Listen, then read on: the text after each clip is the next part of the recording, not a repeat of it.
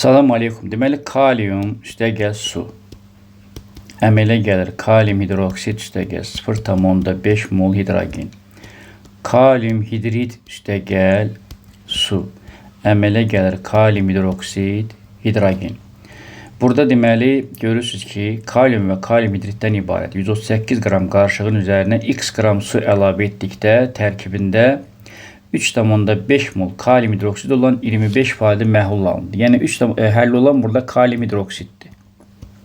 3,5 mol. Bunu qrama çevirir. Bunun üçün bunun maliyyə kütləsinə vuracağıq. Kalium hidroksidin maliyyə kütləsi 56-dır və 3,5-i də 56-ya vuranda 196 qram həll olan eləyir.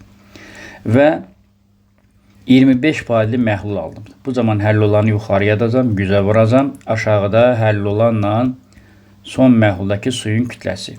Buradan da tapıram ki, son məhulda suyun kütləsi 588 qram olub. Bunu birədən baxacağıq. Və kalium hidroksid dedi ki, 196 qram alınıbdır. Bu 196 qram alınanda aşağı yazacağım 2/56. Bu solda duran su axı sərf olunanda görə nə qədər su sərf olunur? 18 vurulsun 2.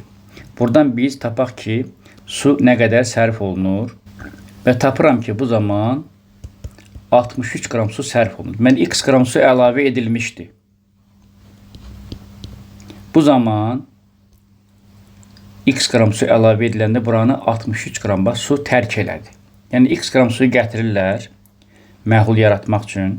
Reaksiya zamanı bunun 63 qramı sərf olur və sonda nə qədər qalıb? 588. Buradan da biz bunu hesablayırıq. 588-in üzərinə 63 gələndə bu 651 eləyəcək. Deməli, 651 qram su əlavə edilmişdir.